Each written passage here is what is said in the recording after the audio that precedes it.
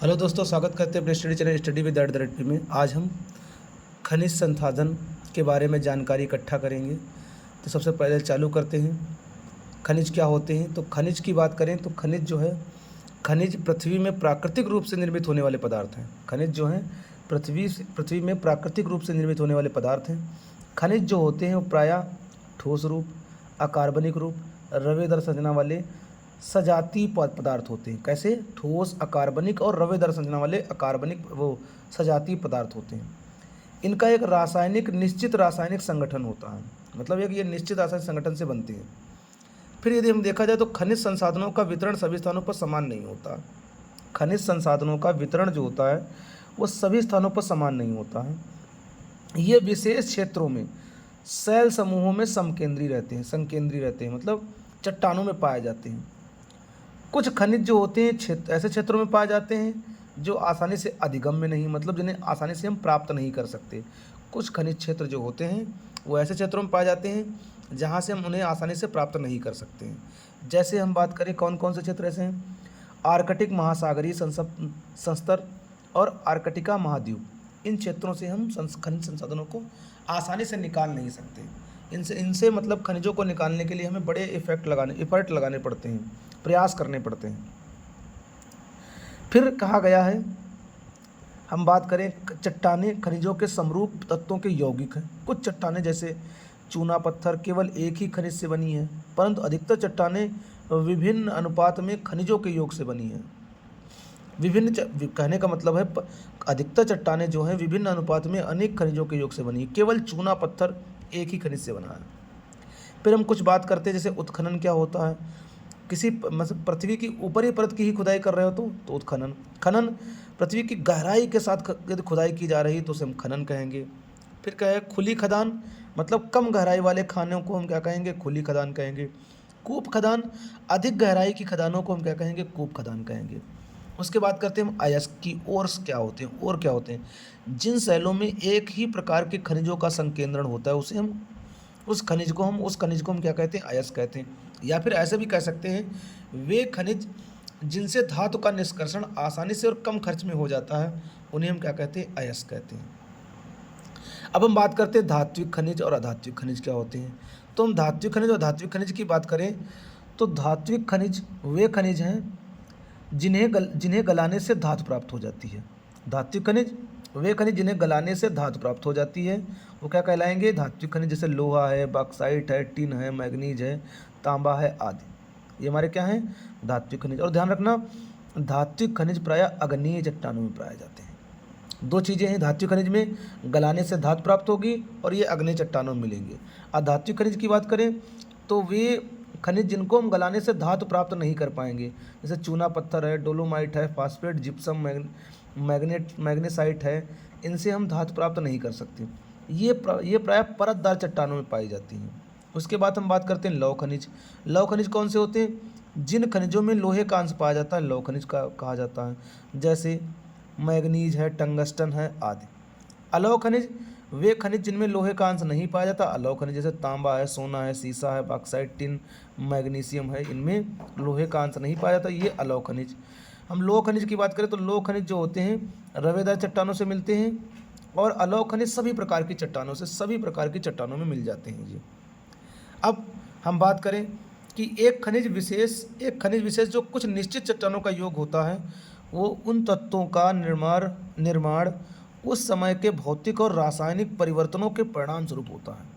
मतलब खनिज का कहने का मतलब ऐसे खनिज जो होते हैं जिनमें एक ही प्रकार के तत्व होते हैं, उनका निर्माण जो होता है भौतिक और रासायनिक परिस्थितियों के परिणाम के फलस्वरूप होता है। अब यहाँ पर देखो दर्शाया भी गया है खनिज के बारे में।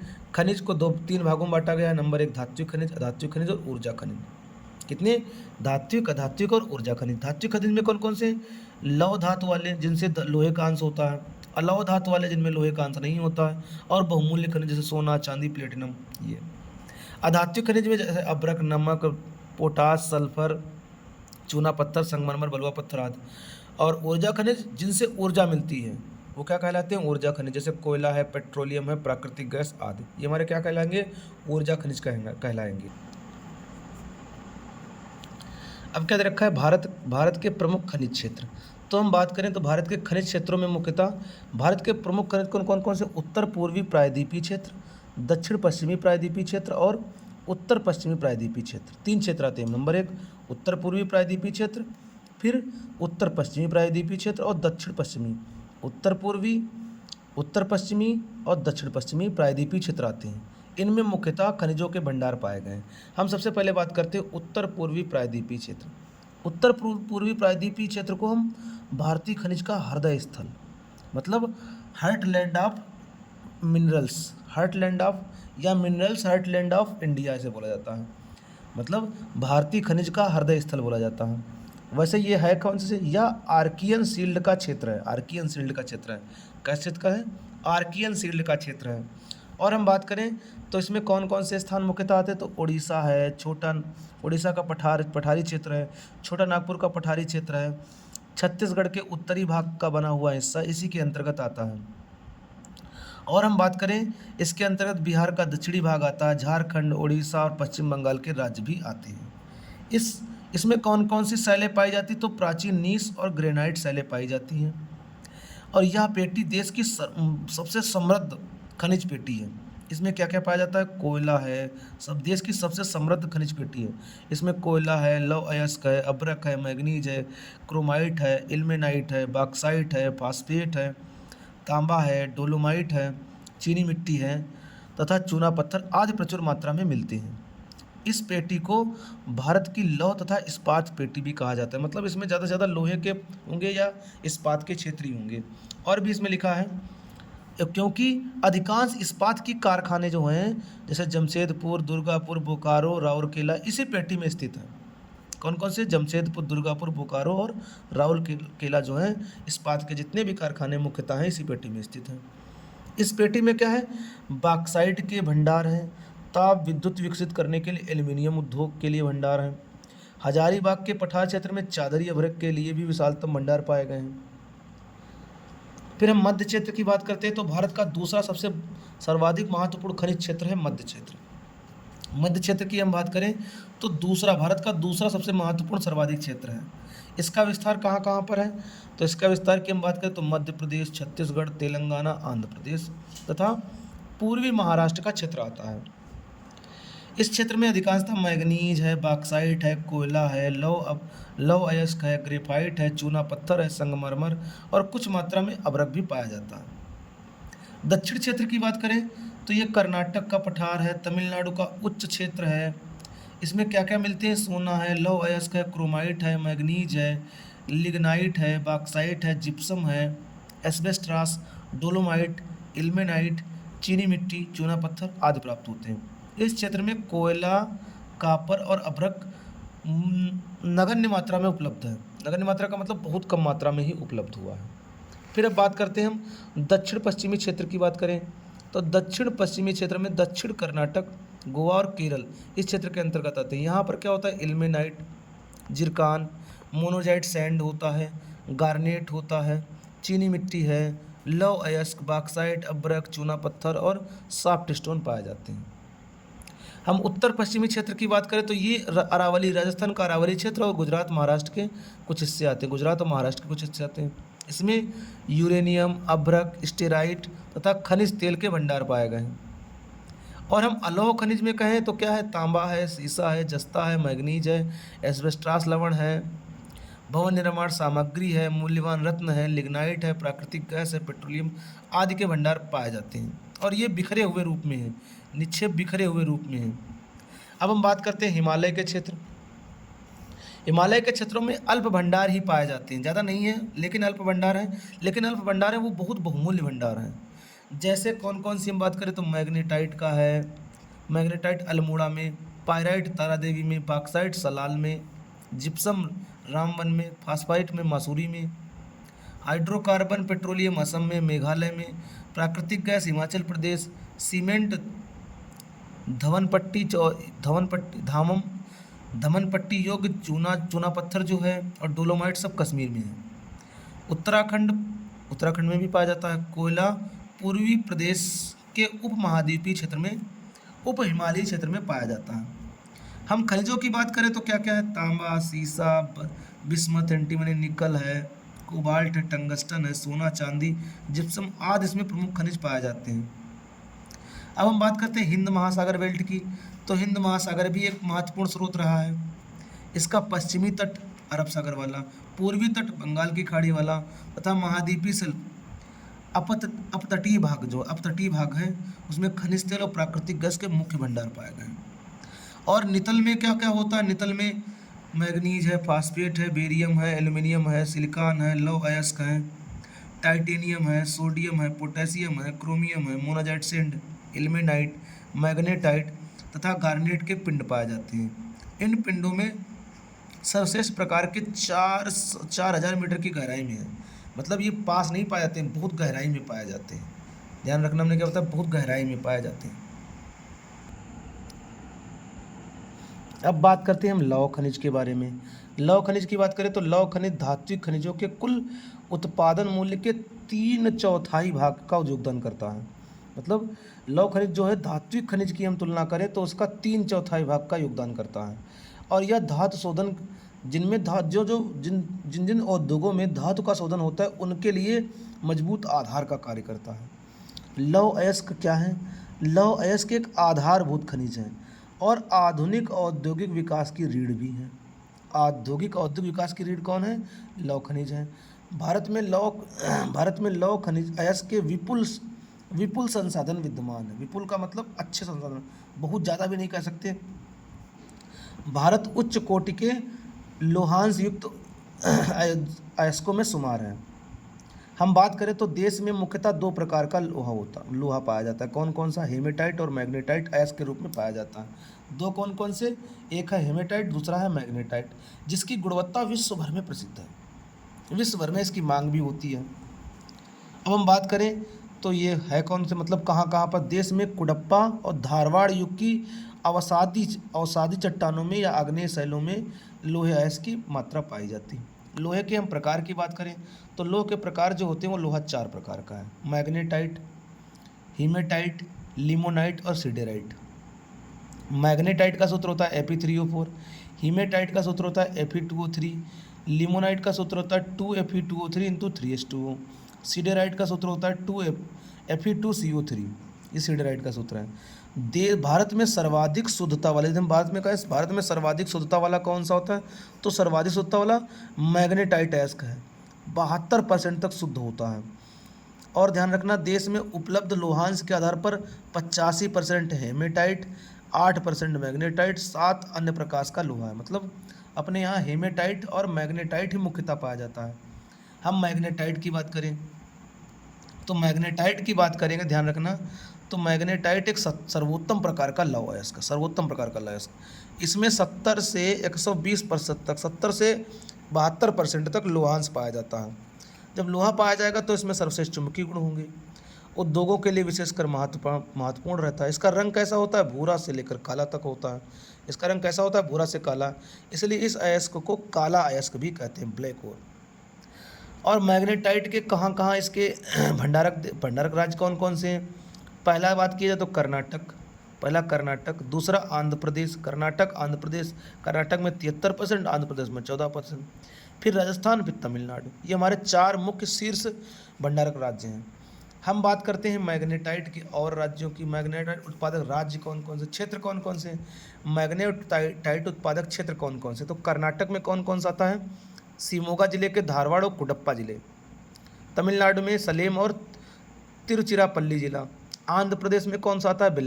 बेल्लारी, झारखंड में पलामू जिला और डाल्टनगंज और सिंहभूम, राजस्थान में झुंझुनू, उड़ीसा में संबलपुर और गंजम जिले आते हैं। तो ये हमारे मुख्य क्षेत्र हैं। अब बात करते हैं हम हेमेटाइट की। हेमेटाइट का सूत्र क्या होता है? Fe2O3 होता है।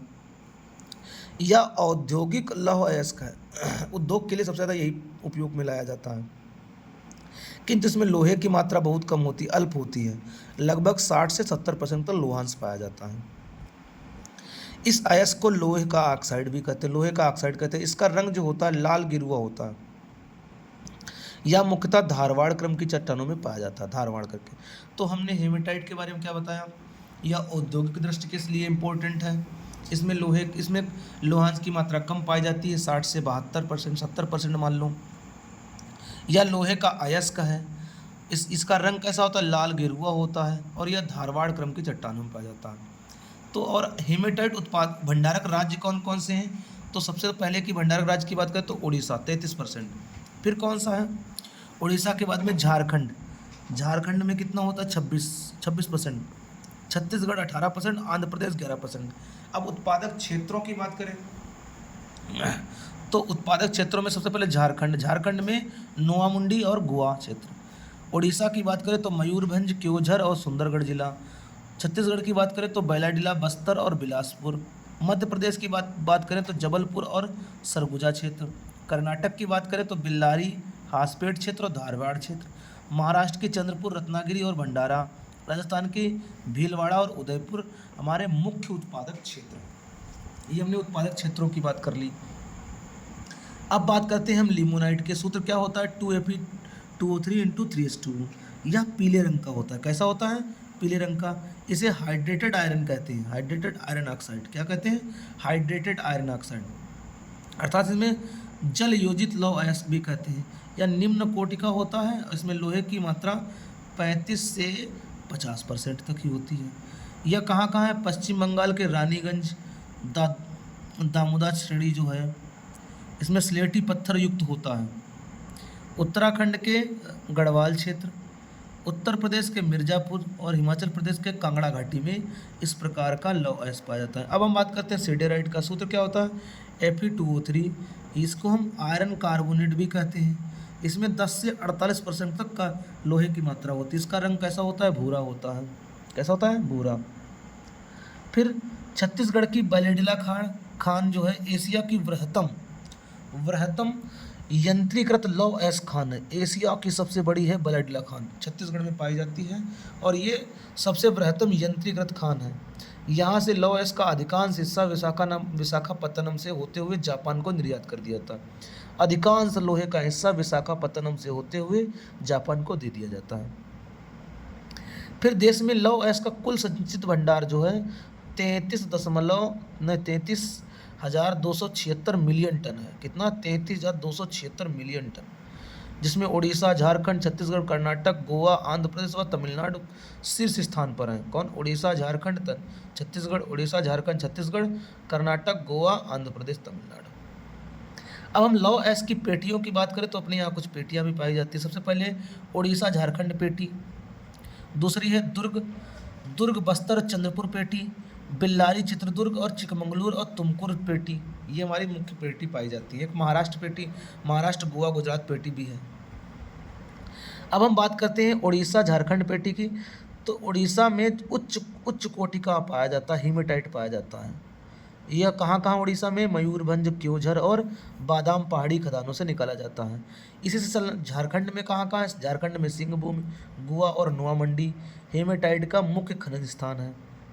हम दुर्ग, बस्तर, चंद्रपुर जी पेटी देखें तो इस पेटी में बैलाडीला पहाड़ी के अति उत्तम किस्म का हीमेटाइट पाया जाता है। इस अयस्क में 14% जमाव मिलते हैं।